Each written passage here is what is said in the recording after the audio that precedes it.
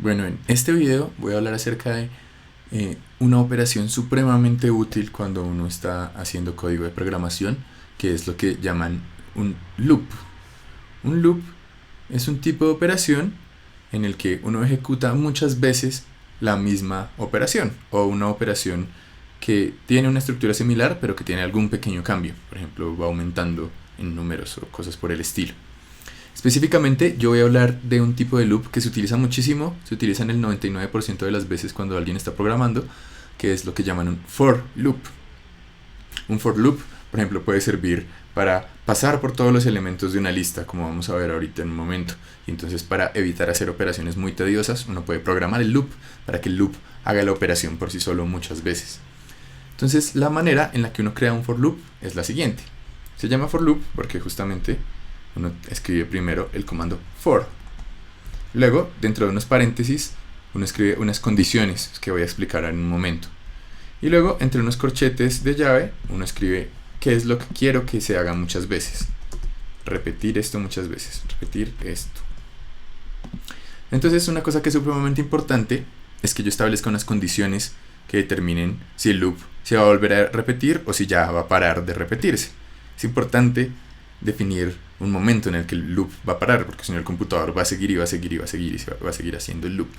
Entonces normalmente cuando uno crea un for loop, lo primero que uno tiene que hacer es crear como una especie de contador de cuántas veces se está repitiendo el loop, o una variable que sirve para contar. Entonces yo puedo escribir dentro del paréntesis una variable que voy a usar como contador. Yo podría poner let contador y ponerle un valor, pero normalmente a esta primera variable que se crea en el loop se le pone la letra i.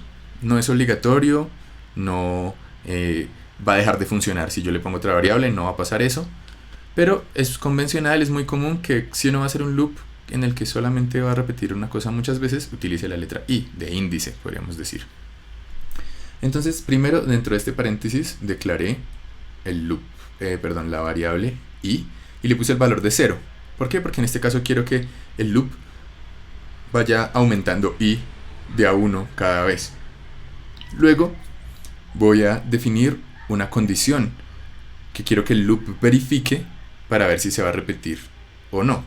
Entonces lo que va a hacer el loop es va a decir, si esta condición es verdadera, voy a volver a ejecutar la función o la operación que yo definí. Si no es verdadera, entonces el loop va a parar y simplemente va a continuar ejecutando el código. Entonces yo lo que puedo decir en este instante es decir, mientras i sea menor a 10, por ejemplo, quiero que el loop siga pasando. Y luego, al final del loop, quiero que se sume 1 a i. Recuerden que una manera en la que uno le puede sumar 1 a una variable es diciendo tal variable, en este caso i, es igual a la misma variable más 1, ¿cierto? Entonces va a coger la variable, en este caso vale 0 y le va a sumar 1. Entonces luego va a valer 1 y luego ya cuando le vuelva a sumar, pues va a sumar más. Pero una manera más rápida de hacerlo es simplemente escribiendo i más más. Es una forma rápida de escribir a i, súmele 1 cada vez. Entonces esta primera parte del código se va a ejecutar al principio del loop, solo una vez. Luego esta segunda parte es una condición que el loop va a verificar para determinar si se va a seguir ejecutando o no. Y luego este i más más es algo que va a hacer el loop al final, siempre. Cada vez que pase el loop, siempre va a pasar eso. Hasta que pues deje de ejecutarse el loop.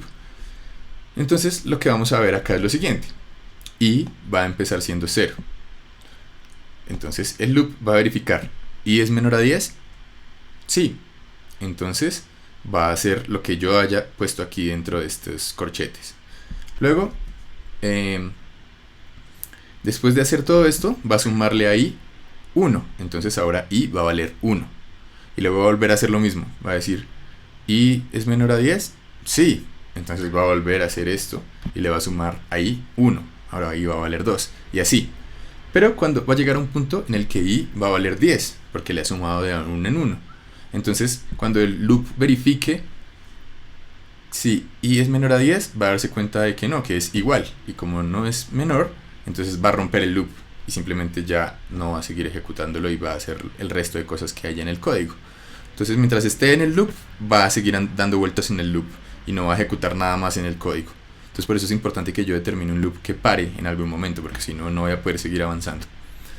Entonces una comprobación simple que yo puedo hacer acá es solo mostrar en la consola cuánto vale i. Entonces recuerden, lo que va a hacer este loop es que va a hacer esta operación 10 veces, pero en este caso me va a mostrar cuánto vale i.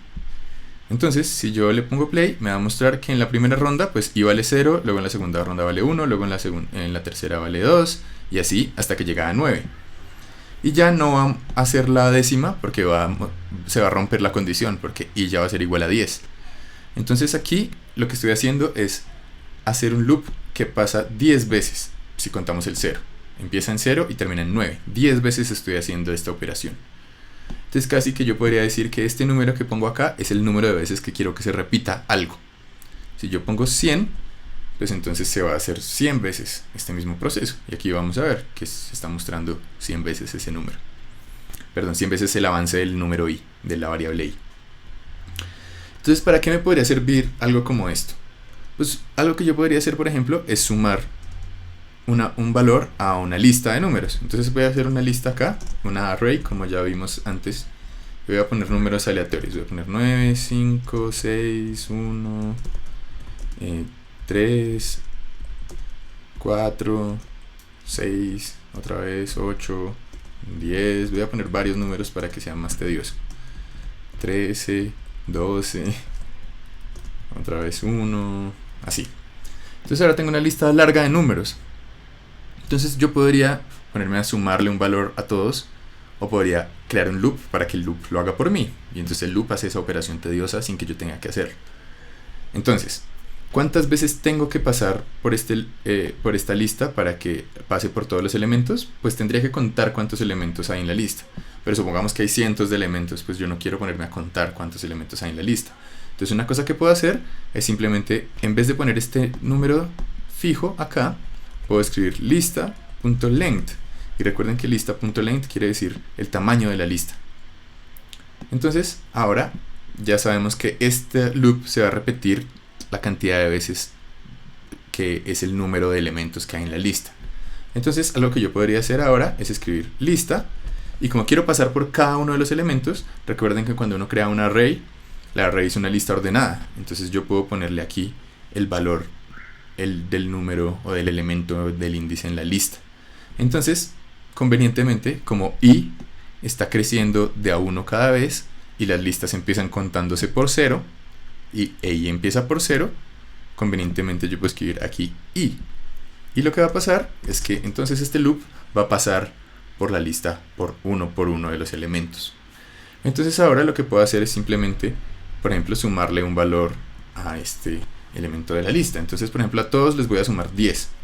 Recuerden, aquí estoy declarando esta lista. Y aquí estoy asignándole un valor nuevo a cada uno de los elementos de la lista. En este caso es el mismo valor que ya tenía más 10. Entonces, simplemente si pongo console.log lista, vamos a ver que después de haber hecho este loop, entonces la consola me va a mostrar que ahora todos los elementos de la lista valen 10 más. Entonces efectivamente el primer valor valía 9 y ahora vale 19. El segundo valor valía 15 y ahora valía 5 y ahora vale 15, y así puedo verificar que sobre todos los números se sumó 10.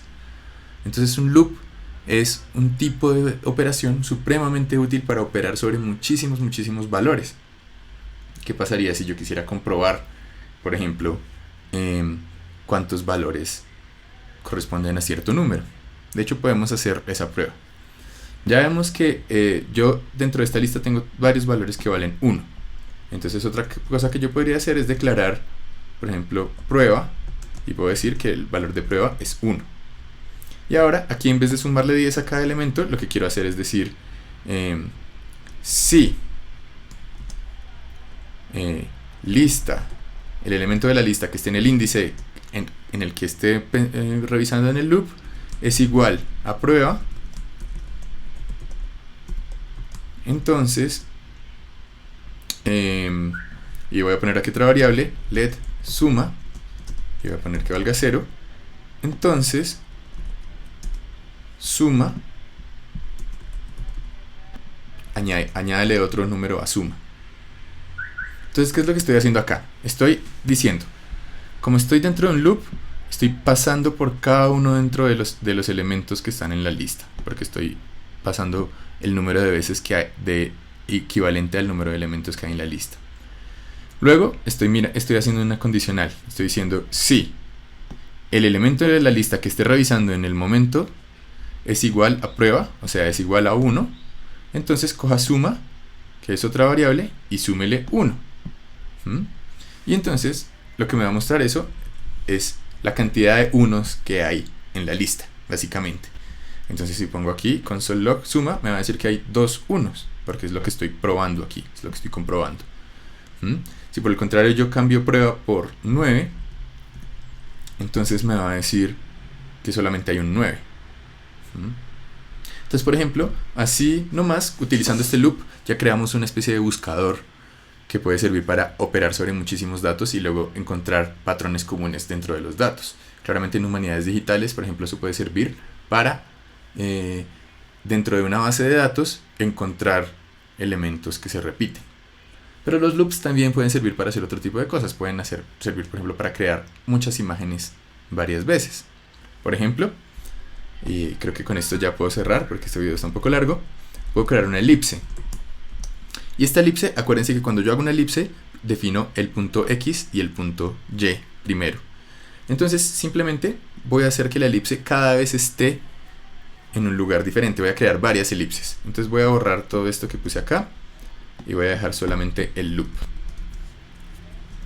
Entonces, ¿cuántas elipses quiero hacer? Pues aquí puedo definirlo. Puedo decir, por ejemplo, que haga 10 elipses. ¿En qué lugar X quiero que haga cada una de las elipses? Pues puedo poner que lo haga en Y. Y entonces ya sé que cada elipse va a estar en un lugar más alejado. Y puedo ponerle que esté en Y por 10, por ejemplo. Y luego que en el eje Y la elipse esté en la mitad del lienzo. Bueno, tengo que crear el canvas, ¿cierto? Entonces tengo que escribir función setup. Tengo que crear el canvas. Voy a poner que el canvas mida 400 por 400. Que tenga un fondo blanco. Y luego dentro de setup, ahí sí puedo poner mi loop. Entonces esperen un segundo, aquí voy ajustando esto, listo.